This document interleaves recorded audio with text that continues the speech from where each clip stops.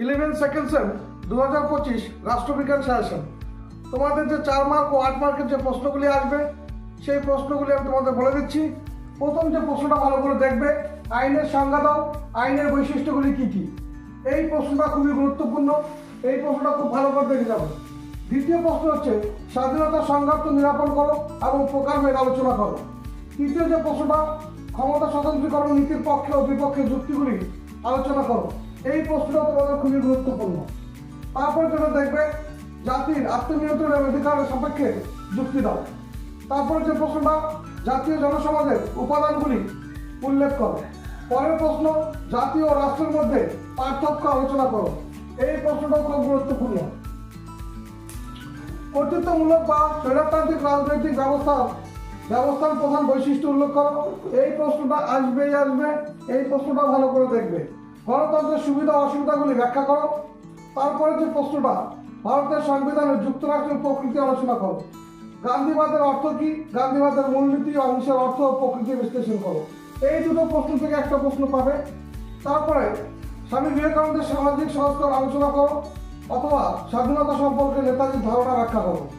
আর একটা প্রশ্ন যেটা দেখবে মৌলানা আবুল কালাম আজাদের স্বাধীনতা সম্পর্কিত ধারণা ব্যাখ্যা করো। তার পরবর্তী যে প্রশ্ন তোমাদের দেখতে হবে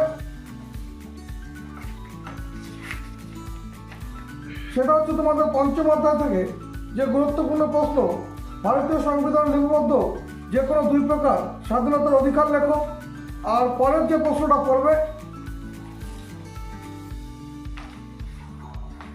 4 মার্কের জন্য, এই প্রশ্নটা খুবই গুরুত্বপূর্ণ।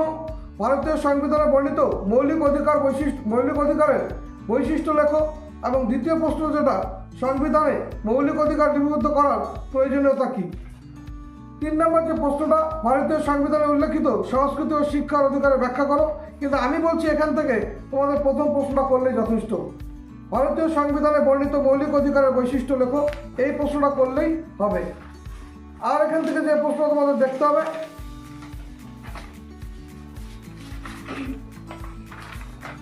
এই প্রশ্নটা তোমাদের পরীক্ষা আসবেই আসবে, এই প্রশ্নটা খুব ভালোভাবে দেখে যাবে। প্রশ্নটা হচ্ছে ভারতের নির্বাচন কমিশনের গঠন আলোচনা করো অথবা নির্বাচন কমিশনের কার্যাবলী কি কি অথবা নির্বাচন কমিশনের 4টি প্রধান কাজ উল্লেখ করো। এই প্রশ্নটা 4 মার্কের জন্য তোমাদের আসছে এই বছর। নির্বাচন কমিশনের কার্যাবলী কি কি, নির্বাচন কমিশনের 4টি প্রধান কাজ উল্লেখ করো। আর তার সঙ্গে দেখতে হবে ভারত সরকার নির্বাচনে পিআর সিস্টেম এবং এফপিটিপি সিস্টেম পরিবর্তন গ্রহণ করা হয়েছে এবং কেন। এই প্রশ্নটা খুবই গুরুত্বপূর্ণ এই বছরের জন্য। ভারত সরকার নির্বাচন